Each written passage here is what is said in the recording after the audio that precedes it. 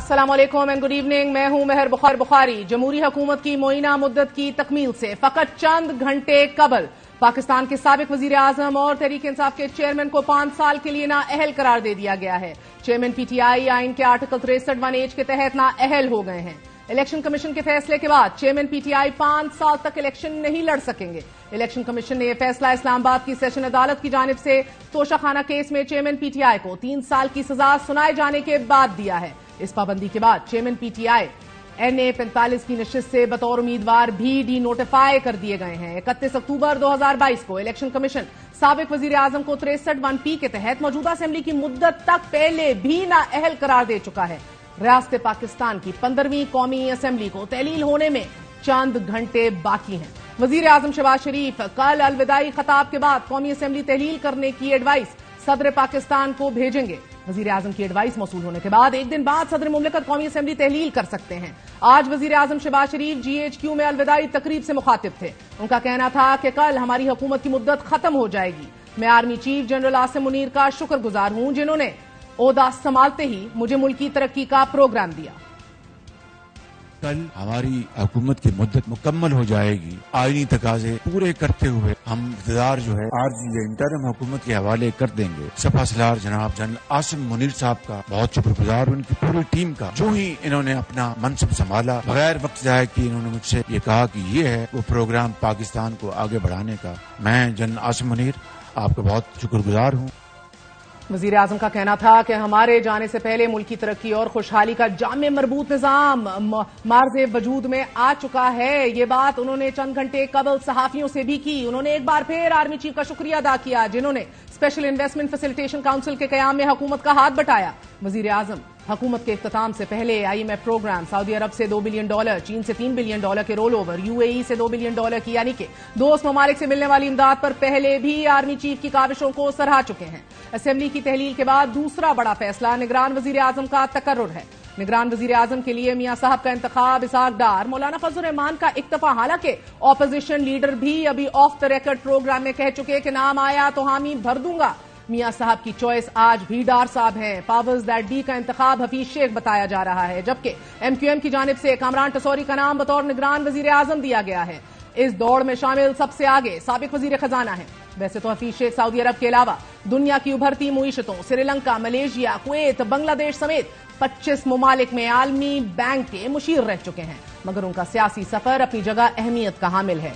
2002 general Musharraf دور میں سندھ کے وزیر خزانہ مقرر ہوئے. اس کے بعد انہیں اس وقت کے وزیر اعظم کا مشیر برائے نجکاری اور سرمایہ کاری مقرر کر دیا گیا اور بعد میں وہ مسلم لیگ کاف کے ٹکٹ پر سینیٹر منتخب ہوئے. 2006 میں حفیظ شیخ نے حکومت کو خیر آباد کہہ دیا اور اگلے 4 سال تک سیاسی میدان سے غائب رہے.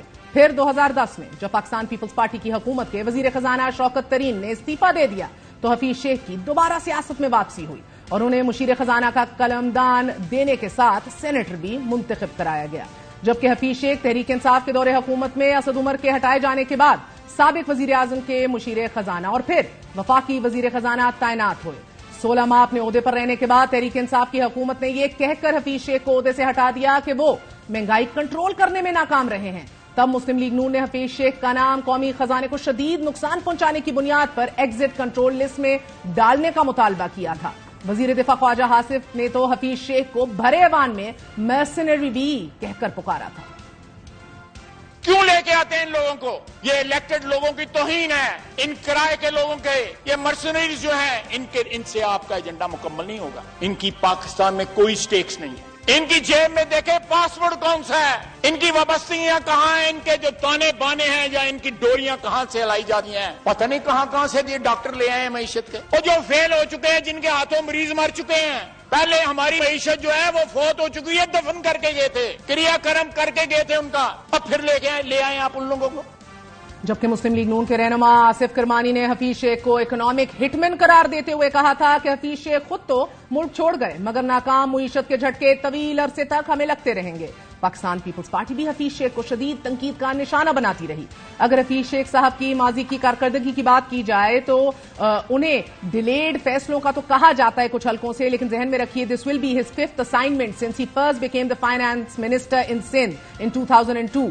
एंड अमूमन ये कहा जाता है बुनियादी तौर पर IMF और वर्ल्ड बैंक के आदमी तस्वर होते हैं, बहुत कदामत पसंद नुक्ता नजर है, यानी कि अ वेरी कंजर्वेटिव आउटलुक, बुनियादी तौर पर फास्ट ग्रोथ, हाई ग्रोथ से पर यकीन नहीं रखते। जो लोग उन्हें जानते हैं, स्टेबलाइजेशन उनके नजदीक बहुत अहम है।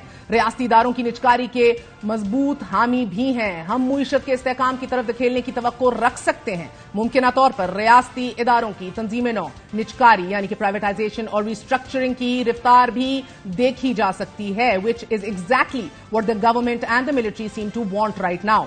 परवेज मुशर्रफ दौर में बतौर वजीर निजकारी उनकी सबसे बड़ी नाकामी बहरहाल इत्तलात की PTCL की डील रही थी कि जिसके मुताबिक इत्तलात ने हमें $800 मिलियन देने थे कि जो आज तक बहरहाल मौसूल नहीं हुए। निगरान वजीर आजम के लिए 2 मजीद नाम नासिर खोसा और जस्टिस मकबूल बाकिर जेर गर्दिश में है। नासिर खोसा साहब का नाम इससे पहले निगरान वजीर आला पंजाब के लिए भी सामने आया था, लेकिन उन्होंने निगरान वजीर आला पंजाब बनने से इनकार कर दिया था। नासिर खोसा साबिक चीफ जस्टिस आसिफ सईद खोसा और तारिक खोसा के भाई हैं। ये पंजाब और बलूचिस्तान के चीफ सेक्रेटरी, वर्ल्ड बैंक के एग्जीक्यूटिव डायरेक्टर रह चुके हैं। इन्होंने वजीर आजम सेक्रेटेरिएट में एडिशनल सेक्रेटरी के तौर पर भी फराइज अंजाम दिए हैं। वजीर आला पंजाब शहबाज शरीफ के दौर में उन्हें एडिशनल सेक्रेटरी फाइनेंस और कमिश्नर मुल्तान और डेप्यूटी कमिश्नर फैसलाबाद भी लगाया गया और ये OGDCL के बोर्ड ऑफ डायरेक्टर में भी रहे।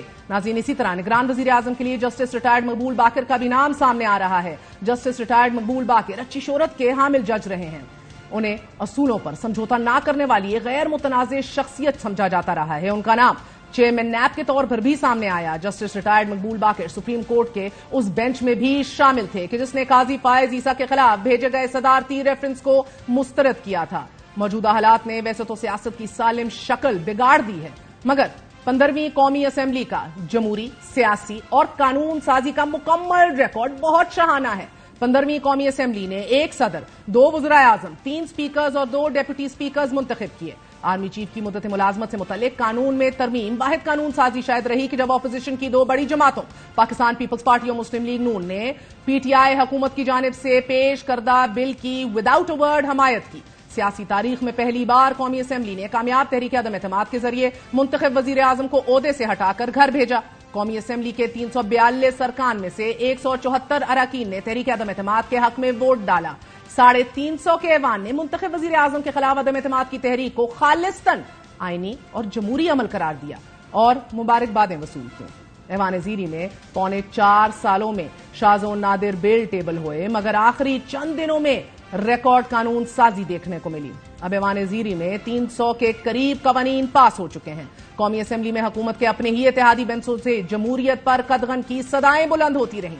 कौमी असेंबली में एजेंसियों को मुल्जिमान की बगैर वारंट गिरफ्तारी के इख्तियार का कानून भी बड़ी दीदा दिलेरी से मंजूर पहल कराया नेशनल असेंबली से, मगर सेनेटर्स की शदीद मज़ामत की बिना पर यह कानून सेनेट से मंजूर न हो सका। Army act, official secret act, violent extremism bill जैसी कानून साजी ने सालिम ऐवान के जमहूरी रवैये और सियासी जमातों के 2 बड़े कायदीन आसिफ अली जरदारी और नवाज शरीफ की सियासत पर एतराज उठा दिया। गुज़िश्ता रोज chairman Pakistan peoples party Bilawal Bhutto Zardari ने तमाम जमातों को मिसाक जमहूरियत की याद दहानी करवाई और कहा, नया मिसाक जमहूरियत ना ही सही, पुराने मिसाक जमहूरियत को तमाम सियासी जमातों को तस्लीम करना होगा।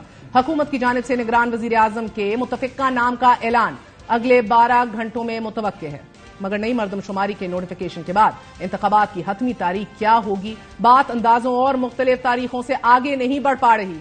वजीर दाखिला राना सनाउल्लाह ने मुतनब्बे किया है कि 2023 इलेक्शन का साल नहीं, इंतखाबात अगले साल मार्च-अप्रैल तक जा सकते हैं, जबकि वजीर दिफा ख्वाजा आसिफ इलेक्शन कमीशन को दरकार 2 माह इजाफी वक्त की बात कर रहे हैं।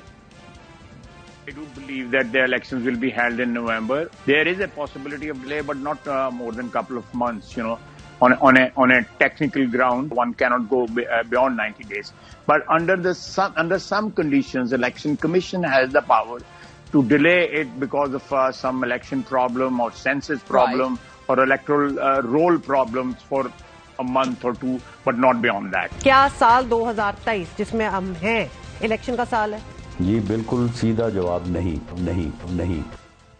निगरान वजीर आजम के चुनाव पर नवाज शरीफ, साबिक सदर आसिफ अली जरदारी, मौलाना फजल रहमान, शहबाज शरीफ के माबैन मुशावरत मुकम्मल हो चुकी है। अपोजिशन लीडर राजा रियाज से रस्मी मुशावरत होना बाकी है। आज अपोजिशन लीडर से सवाल पूछा गया कि राजा साहब, निगरान वजीर आजम पर मुशावरत तो लंदन में पहले ही हो चुकी, नाम भी फाइनल हो गया, आपसे मुशावरत तो अब बेमायने है। राजा साहब मुस्कुराकर आगे बढ़ गए। ये मुस्कुराहट 2 बड़े ऐवानों में तब्दील शुदा सियासी हैयत का अहाता है।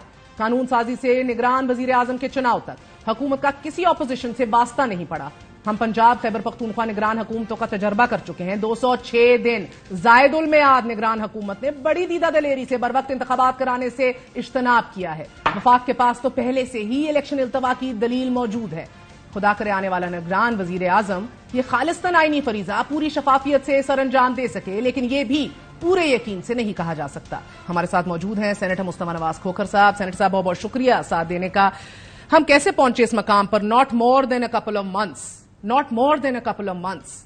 کیونکہ دیر از نو کمٹمنٹ ود ڈیموکریسی کہ سیاسی جماعتیں صبح شام آپ کو, اور خصوصاً پیپلز پارٹی, مسلم لیگ نون, پی ڈی ایم میں اور دیگر جماعتیں, یہ آپ کو صبح شام بھاشن دیتی تھیں جمہوریت کا, اور پھر 90 ڈیز کی جو کانسٹیٹیوشنل آبلیگیشن ہے اب اس کو خود وائلیٹ کر رہے ہیں, جس بنیاد کے اوپر ہمارا آئین کھڑا ہے کہ حکومت اس کے حوالے کی جائے گی جس کو اس ملک کے عوام 90 روز کے اندر منتخب کر کے ان ایوانوں میں بھیجیں گے. یہ اس کو وائلیٹ کرنے چلیں.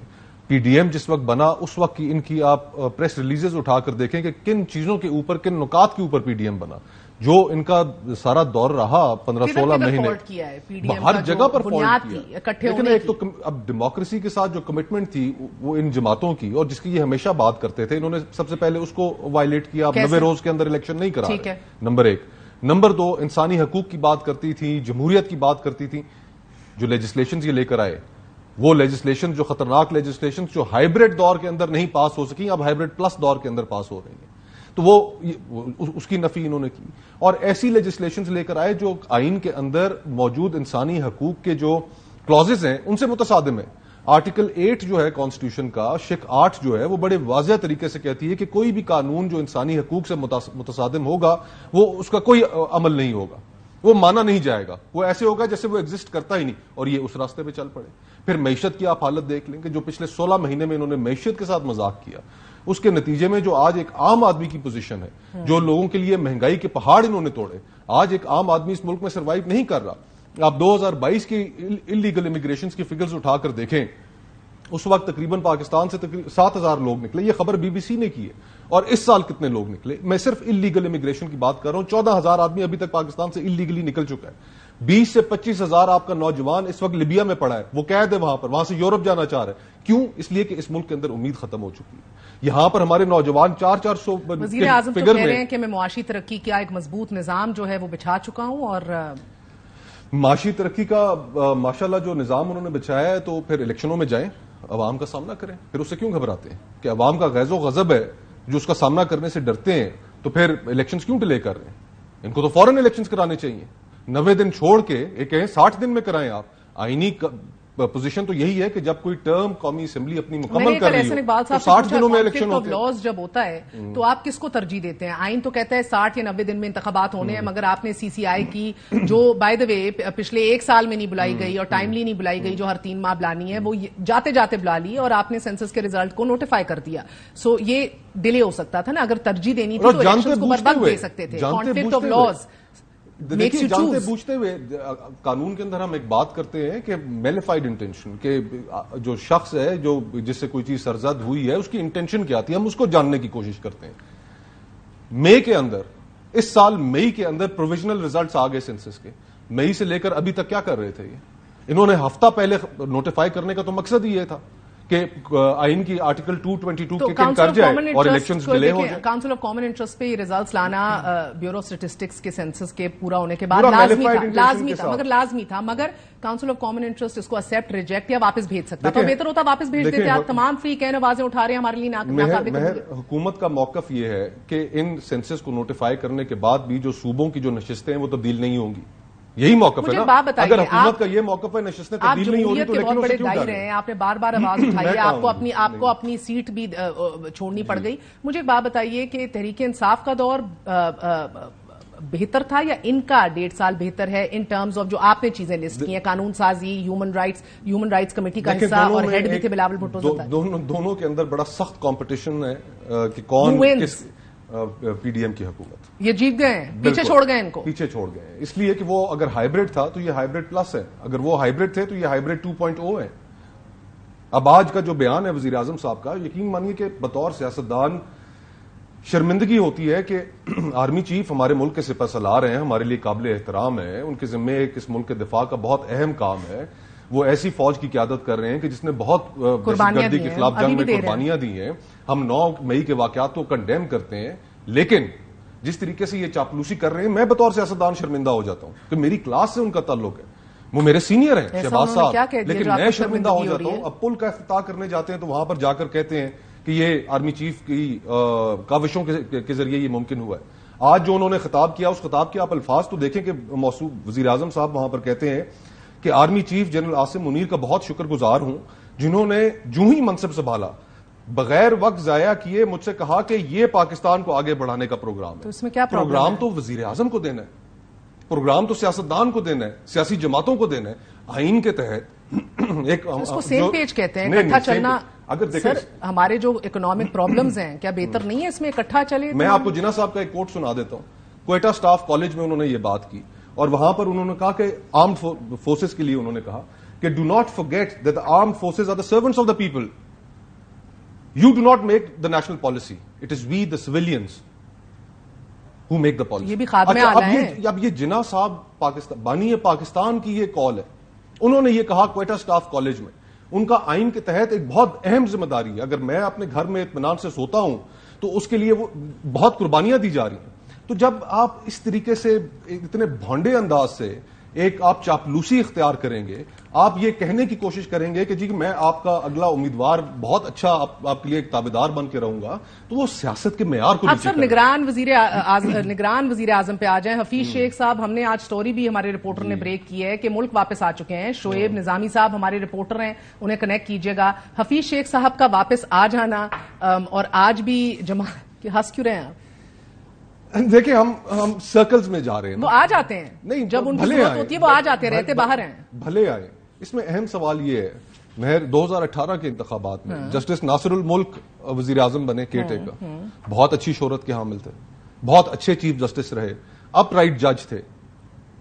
2018 کے الیکشن میں ہم نے آر ٹی ایس فیل ہوتا دیکھا نا, ری پول ریگنگ بھی دیکھی, جو سارا کا ساری ریاست عمران خان صاحب کو الیکشن جتانے پہ لگی ہوئی تھی. تو نگران وزیر اعظم نے کیا کر لیا, تو ہم کیا توقع لگا کر بیٹھے. اس میں صرف اتنا ہونا چاہیے کہ ایسا شخص نہیں ہونا چاہیے. بائی حفیظ شیخ, آپ ان کے ساتھ سب کام کر چکے ہیں, he is evergreen finance minister. No, he is got experience. Pakistan اس میں تو کوئی شک نہیں ہے کہ ایک فائنینشیل کرائسس سے گزرا ہے. اسٹیبلائزیشن میں بلیو کرتے ہیں, کنزرویٹو آؤٹ لک رکھتے ہیں, not pro growth, pro privatisation. These are all the things go in his favour. مگر وائی ڈز ایوری بڈی اسمک؟ دیکھیں اب جس نہج پہ حالات پہنچ گئے نا, میرے خیال سے سیاستدان جو ہیں اور خصوصاً مسلم لیگ نون اور مسلم لیگ نون میں میاں نواز شریف صاحب, ایک فیئر ہے کہ ہینڈ ان گلو تھے یہ الیکشنز ڈیلے کرنے میں. پنجاب کی صورت میں الیکشنز ڈیلے ہوئے, 90 روز گزر گئے, 6-7 مہینے ہو چکے ہیں الیکشنز نہیں ہوئے. یہی حال خیبر پختونخوا میں بھی ہوا. اب وفاق میں جب یہ خود مل کے یہ کرمنل ایکٹ پرفارم کر رہے ہیں, آئین کو ابینس میں ڈال رہے ہیں, آئین کی واضح شکوں پہ عمل نہیں کر رہے, الیکشنز کو ڈیلے کر رہے ہیں, تو ان کو خطرہ ہے, ووٹ کو عزت دے رہے ہیں. ان کو خطرہ ہے کہ یہ مکمل طور پہ ہمارے ہاتھ سے گیم نہ نکل جائے. اس لیے سیاستدان ہونا چاہیے.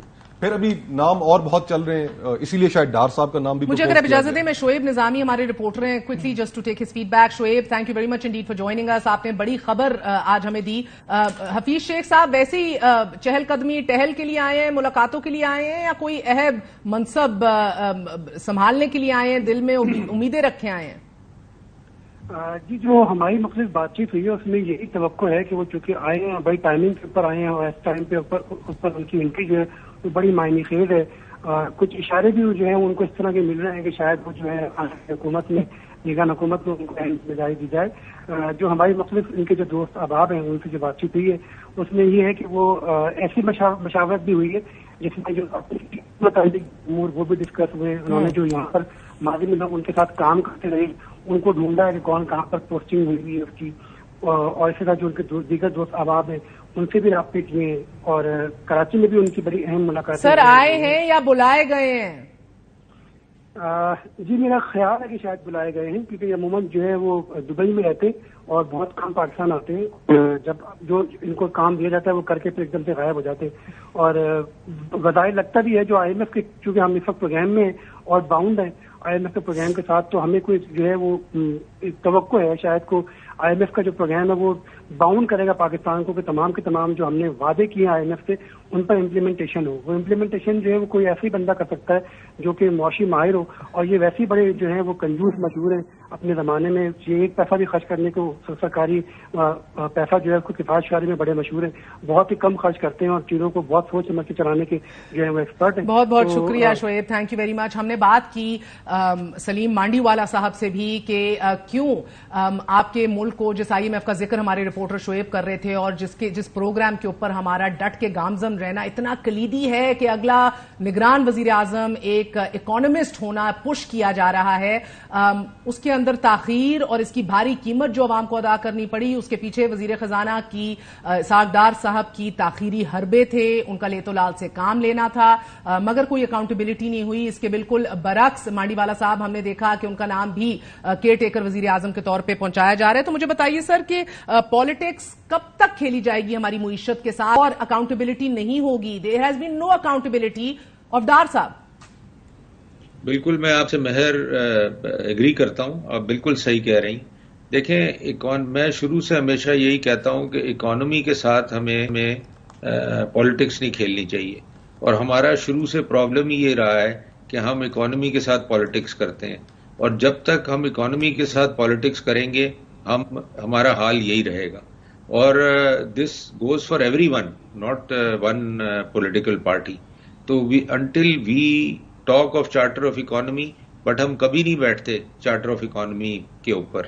ہم باتیں ضرور کرتے ہیں, اسٹیٹمنٹ ضرور دیتے ہیں, بٹ ہم کبھی نہیں بیٹھتے government to government to discuss charter of economy and make sure کہ اکانومی کو ڈسٹرب نہ کیا جائے. اب آپ دیکھیں نا, یہ جتنے IMF کا اگر آپ SLA پڑھیں غور سے, تو وہ بیسکلی کیا کہہ رہے ہیں آپ کو کہ put your house in order. آپ کا ہاؤس ہی آرڈر میں نہیں ہے. تو 24-25 دفعہ ہم IMF کے پاس گئے ہیں. یہ بیسکلی شرم کی بات ہے کہ آپ IMF کے پاس آپ کو اس لیے جانا پڑتا ہے کہ your house is not in order. نہ آپ کا انرجی مکس آرڈر میں ہے, نہ آپ کی انڈسٹری آرڈر میں ہے, نہ آپ کی ایکسپورٹ آرڈر میں, آپ کی کوئی چیز ہی ٹھیک نہیں ہے. تو جب تک آپ اکنامکلی اپنے گھر کو ٹھیک نہیں کریں گے, اینڈ دیٹ گوز فار, آپ کا بھی گھر ہے, آپ بھی اس کو مینج چلاتے ہیں, سب مینج کرتے ہیں سر. جب تک آپ اس کو مینج ٹھیک نہیں کریں گے, وہ تو معاملے اسی طرح بگڑے رہیں گے اور خراب ہوتے جائیں گے. اور ہم نے لاسٹ 10 سال میں 20 سال میں یہی دیکھا ہے کہ چیزیں خراب ہوتی گئی. اور آج ہم اسٹیج پہ پہنچ گئے معیشت کی بات کی کہ کوئی سیریس نہیں ہوتا اس کے اوپر. اب آپ کے سابق چیئرمین پیپلز پارٹی, آپ کے سابق شاید پیپلز پارٹی کے حائل قیام قائم مضبوط چیئرمین بلاول بھٹو زرداری مساق جمہوریت کی بات کر رہے ہیں, اور پھر گلہ بھی کر رہے ہیں زرداری صاحب اور میاں صاحب سے. کون سے, یو نون ہم اینڈ ورکڈ ود ہم ویری کلوزلی, کون سے اقدامات پر اور فیصلوں پر گلہ کر رہے ہیں بلاول صاحب؟ میرے لیے مناسب نہیں ہے کہ میں, کیونکہ ایک تعلق رہا ہے, میں ان کے ساتھ نہیں, اسی لیے تو مناسب ہے. اور مجھے کس نے دینی ہے انسائٹ؟ پولیٹیکل انسائٹ دیں sir, I am not asking you for any gossip ہے. نہیں, گوسپ میرے پاس ہے بھی کوئی نہیں. اتنا میں کہنا چاہوں گا کہ آخری دن انہوں نے بات کی, اور جن چیزوں کی طرف انہوں نے توجہ دلائی, شاید وقت میں اگر 16 مہینے تھے حکومت کے پاس, پہلے توجہ انہیں دلانی چاہیے تھی. اور پاکستان کے جو مسائل ہیں اس میں واقعی اس کے علاوہ کوئی حل نہیں ہے کہ تمام سیاستدانوں کو بیٹھ کر آپس میں کچھ ریڈ لائنز طے کرنی ہوں گی. جس طرح سلیم مانڈی والے صاحب کہہ رہے تھے, ہمیں اکانومی کے اوپر کوئی کرنی ہوگی اور پھر سیاست کے لیے راستہ نکالنا ہوگا. اب آئی ڈونٹ نو کہ یہ بات میری لائیو جائے گی نہیں جائے گی, کیا پوزیشن ہے. آپ لائیو بیٹھے ہیں سر, کیوں ڈرا رہے ہیں ہمیں؟ نہیں, لیکن آگے پچھتاوت کیا ہو جب چڑیا چگ گئی کھیت, اس ملک میں, ہاں, اس ملک میں جو اس وقت ایک پاپولر پولیٹیکل لیڈر ہے وہ جیل میں. مجھے ان کی سیاست سے اختلاف ہے, لیکن میں یہ نہیں چاہتا کہ سیاست کے اندر اختلافات اتنے آگے چلے جائیں. بھی نہیں چاہتے یہ, لیکن اب آ کے نہیں چاہ رہے نا. اب گزارش یہ ہے کہ ہم, بہت سی چیزیں ہمارے سامنے راستہ کیا تھا. ایک طرف فسطائیت تھی اور ایک طرف ہمارے اس ملک کے اندر جو آمریت کا ایک سلسلہ چلتا آ رہا ہے. تو اس کے درمیان سے آپ نے ایک جمہوری راستہ نکالنا تھا. اس جمہوری راستے کا یہ مطلب قطعاً نہیں تھا کہ آپ ان کے ساتھ بھی وہی رویہ اختیار کریں جو رویہ انہوں نے آپ کے ساتھ کیا, یہ جانتے بوجھتے ہوئے کہ آپ 90 کی دہائی کے اندر یہ ساری چیزیں خود فیس کر چکے, اور اس کے نتیجے میں آپ نے پھر میثاق جمہوریت کیا. تو ہمارا جو عمل تھا، جس چیز کے اوپر میرا جو اختلاف تھا کہ ہمارا عمل فرق ہونا چاہیے تھا، ہمیں اس طرح نہیں کرنا چاہیے تھا اور اپنا کندھا نہیں پرووائڈ کرنا چاہیے تھا. بہت شکریہ. سینیٹر مصطفی نواز کھوکھر ہمارے ساتھ موجود تھے. کال آف فیل میں تضاد ہے. پی ڈی ایم حکومت پچھلی حکومت کو بہت پیچھے چھوڑ گئی ہے. وزیر اعظم شہباز شریف کی جانب سے ناظرین قومی اسمبلی کی مدت مکمل ہوئے نئی مردم شماری پر الیکشن کروانے، نئی حلقہ بندیوں کے نتیجے میں انتخابات میں التوا کی خبروں کے جواب پر اسٹاک ایکسچینج اور منی مارکیٹ دونوں نے آج ری ایکٹ کیا ہے. پاکستان اسٹاک ایکسچینج کا KSE 100 انڈیکس ڈرامائی انداز میں تقریباً 1000 پوائنٹس کمی کے بعد 47,429 پوائنٹس پر بند ہوا. IMF پروگرام سٹاف لیول معاہدے کے بعد یہ پہلا بڑا جھٹکا ہے جو کاروباری حضرات کو آج سہنا پڑا، جبکہ دوسری طرف منی مارکیٹ میں روپے کے مقابلے میں ڈالر کی قدر میں ایک بار پھر اضافہ دیکھا گیا. انٹر بینک میں ڈالر 287 روپے 91 پیسے جبکہ اوپن مارکیٹ میں 296 روپے سے 300 روپے کی درمیان فروخت ہوا. ماہرین کے مطابق اسٹاک مارکیٹ میں مندی کی وجہ ان IMF شرائط پر عمل درآمد شروع نہ کرنا ہے کہ جو موجودہ حکومت نے IMF بورڈ سے کی، جن میں پاور اور بینکنگ سیکٹر ریفارم سر فہرست ہے. 13 جماعتوں پر مشتمل اتحادی حکومت کی مدت مکمل ہونے میں فقط 48 گھنٹے باقی ہیں اور بظاہر ایسا لگ رہا ہے کہ حکومت کی کوشش ہے کہ اقتدار کے خاتمے سے قبل IMF کو توانائی اور بینکنگ سیکٹر کے حوالے سے کروائی گئی تمام ایشورٹیز یقین دہانیوں پر عمل شروع کر لیا جائے اور ان یقین دہانیوں اور شرائط میں شامل ایک اور شرط پر عمل شروع کرنے کے لیے حکومت نے بجلی ٹیرف میں اضافے اور گردشی قرضے میں کمی لانے کا پلان IMF سے شیئر کر لیا ہے. پلان کے مطابق IMF کی ایما پر رواں مالی سال کے دوران بجلی کی قیمتوں میں اضافے کی مد میں پاکستانی عوام سے 721 ارب روپے اضافی وصول کیے جائیں گے. اگلے 2 ماہ میں 6 ماہی ایڈجسٹمنٹ کی مد میں بجلی کی قیمت 1 روپے 25 پیسے مہنگی ہوگی جس سے عوام پر 39 ارب روپے کا بوجھ پڑے گا. فیول چارج ایڈجسٹمنٹ کی مد میں 4 روپے 37 پیسے فی یونٹ وصول کیے جائیں گے اور عوام پر 122 ارب روپے کا بوجھ پڑے گا. سالانہ ری بیسنگ کی مد میں فی یونٹ 5 روپے 75 پیسے بجلی مہنگی ہوگی اور ستمبر سے دسمبر کے دوران 560 ارب روپے اکٹھے ہوں گے. اگر ان تینوں فی یونٹ اضافوں کو جمع کر لیا جائے تو یہ رقم فی یونٹ 11 روپے 37 پیسے بنتی ہے. سادہ الفاظ میں آپ تیار ہو جائیے. جنوری میں جو بل آپ ادا کرنے جا رہے ہیں وہ رواں ماہ سے تقریباً 70% مہنگا ہوگا. تیار ہو جائیں کیونکہ حکومت وعدے کر کے 24 گھنٹوں بعد چلی جائے گی مگر آنے والا الیکشن جب بھی ہو ووٹ آپ نے دینا ہے. A short break, we're going to be right back.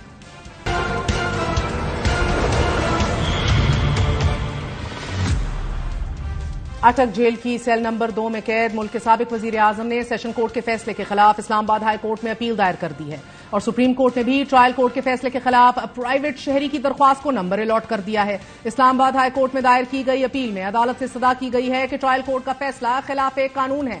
مرکزی اپیل پر فیصلے تک سزا معطل کر کے چیئرمین PTI کی رہائی کا حکم دیا جائے اور سزا کالعدم قرار دے دی جائے. کیا یہ فیصلہ اعلیٰ عدالتوں میں اپہولڈ ہوگا؟ کیا وٹنسز کی ریلیونسی کو کوشچن میں لانا اس فیصلے کو متاثر کر سکتا ہے؟ جانیے سلمان اکرم راجہ کی رائے.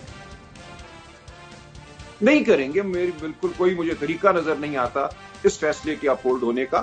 تو میرا تو نہیں خیال کہ یہ فیصلہ اپہولڈ ہوگا. اس کے بعد کیا ہوتا ہے، دیگر مقدمات میں کیا ہوتا ہے، وہ اپنی جگہ ہے، لیکن یہ فیصلہ مجھے اپہولڈ ہوتا نظر نہیں آتا. جب آپ نے ابھی گواہان کی کو پیش کرنے کے حق کا فیصلہ کرنا تھا تو کیسے فیئر ٹرائل ہو گیا؟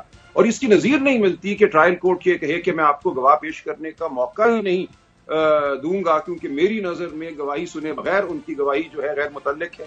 معاملہ تھا ہی یہ کہ جو آپ نے گوشوارے بھرے ہیں اس میں آپ نے کس رقم کو کس مد میں دکھایا ہے، کس کے لیے وہ پیش کرانا چاہتے تھے یا کرنا چاہتے تھے اپنے فائنینشیل کنسلٹنٹس کو جنہوں نے وہ گوشوارے بھرے تھے. کوئی بھی شخص گوشوارے خود نہیں بھرتا. میں اپنے انکم ٹیکس کے گوشوارے خود نہیں بھرتا.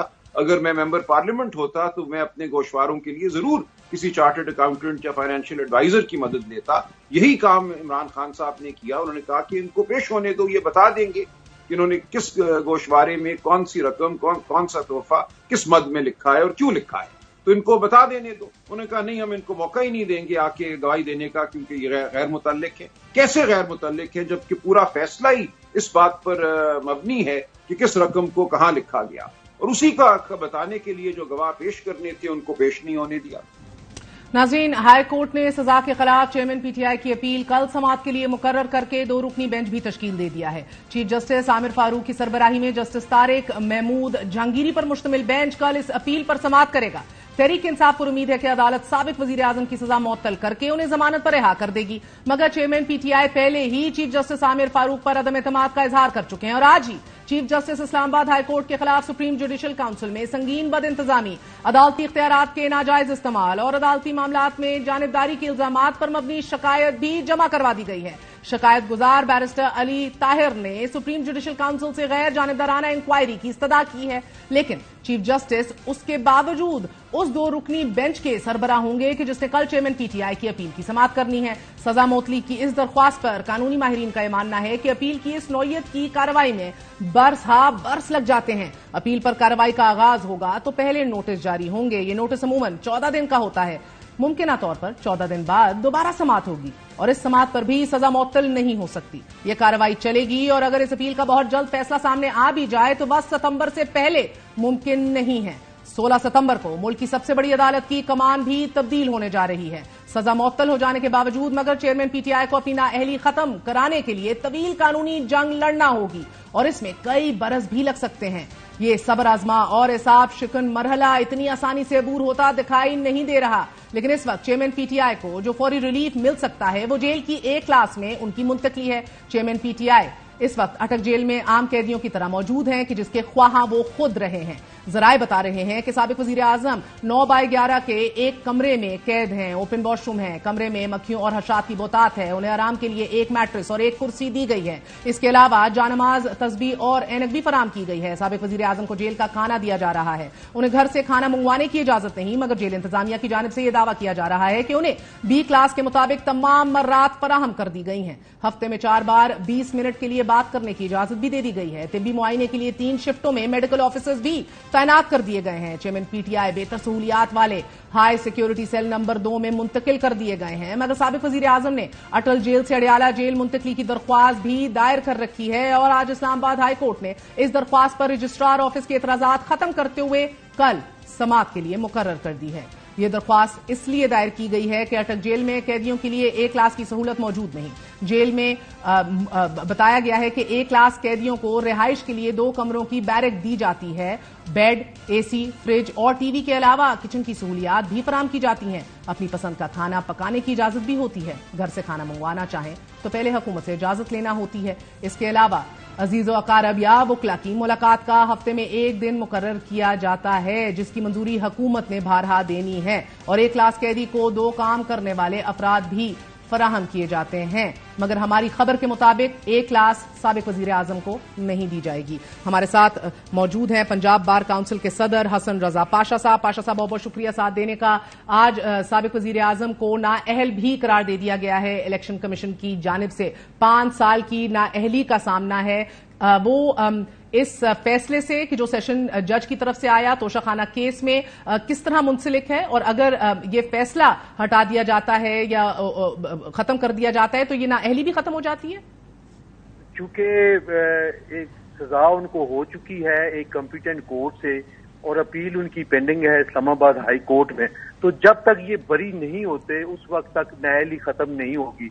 और ये मेरा ख्याल है कि जो हालिया अमेंडमेंट हुई है नाअहली के हवाले से इलेक्शन एक्ट में, तो सबसे जो पहले बेनिफिशरी हैं वो चेयरमैन पीटीआई जो है वही लग रहे हैं मुझे। तो सस्पेंशन तो हो जाएगी जो सजा है उसकी, लेकिन बरीयत तक उनकी नाअहली बरकरार रहेगी। अगर तो सुप्रीम कोर्ट ऑफ पाकिस्तान तक रहती है सजा कायम तो फिर तो ये नाअहल रहेंगे 5 साल तक, और अगर दरमियान में हाई कोर्ट में या सुप्रीम कोर्ट ऑफ पाकिस्तान में वो बरी हो जाते हैं तो नाअहली जो है उस वक्त से। तो पाशा साहब, क्या ये जो नई कानून साजी की गई है क्या इसके तहत नवाज शरीफ साहब को भी तो सबसे पहले फायदा होगा या डायरेक्ट बेनिफिशियरी आपको खान साहब ही लग रहे हैं? नवाज शरीफ साहब को अभी एक हर्डल जो है वो क्रॉस करनी पड़ेगी, और वो है कि सुप्रीम कोर्ट ऑफ पाकिस्तान ने उनको आर्टिकल 63 और 62 के तहत जो है वो लाइफ टाइम उनको नाअहल करार दिया था। अगरचे आइन में कहीं भी लाइफ टाइम नाअहली की कोई तहरीर नहीं है, कहीं भी नहीं लिखा होगा कि लाइफ टाइम नाअहल होंगे। चूंकि उसकी इंटरप्रिटेशन करते हुए सुप्रीम कोर्ट ऑफ पाकिस्तान ने उनको लाइफ टाइम कर दिया, तो लिहाजा वो खत्म करने के लिए कि अब मौजूदा एक्ट में जो तरमीम हुई है उसमें 5 साल है تو اس کا بینیفٹ نواز شریف صاحب کو ملنا چاہیے. سر ایک چھوٹا سا وقفہ لیں گے, وقفے کے بعد we'll reconnect with you on Skype.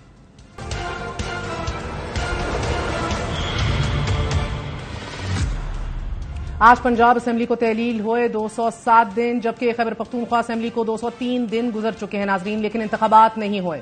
گزشتہ وزیر اعلیٰ عدالت گئے اور بہرحال یہ موقف اپنائے پوسٹپوننٹ, ہم نے ہر قسم کے حربے دیکھے, لیکن پنجاب میں 14 مئی کو انتخابات کرانے کا کیس کا تفصیلی فیصلہ بھی گزشتہ دن جاری ہو گیا. سپریم کورٹ نے 25 صفحات پر مشتمل اپنے فیصلے میں کہا ہے کہ انتخابات کرانا الیکشن کمیشن کا اختیار نہیں, ذمہ داری ہے. آئین ڈیوٹی اور پاور میں فرق کو واضح کرتا ہے. اعلیٰ عدالت نے اپنے تحریری فیصلے میں لکھا ہے کہ انتخابات میں رکاوٹ سے الیکشن کمیشن نے جمہوریت کو پٹری سے اتارا ہے. الیکشن کمیشن اس سوال کا تسلی بخش جواب نہیں دے سکا کہ انتخابات کی تاریخ کو آگے بڑھایا جا سکتا ہے یا نہیں. فیصلے کے مطابق آرٹیکل 254 کسی کو بھی آئینی ذمہ داری سے فرار کا راستہ نہیں دیتا. آج تیسری اہم ترین بیٹھک ہوئی الیکشن کمیشن کی, لیکن پھر بھی کوئی فیصلہ سامنے نہیں آیا. اجازت دیجیے, گڈ نائٹ, اللہ حافظ.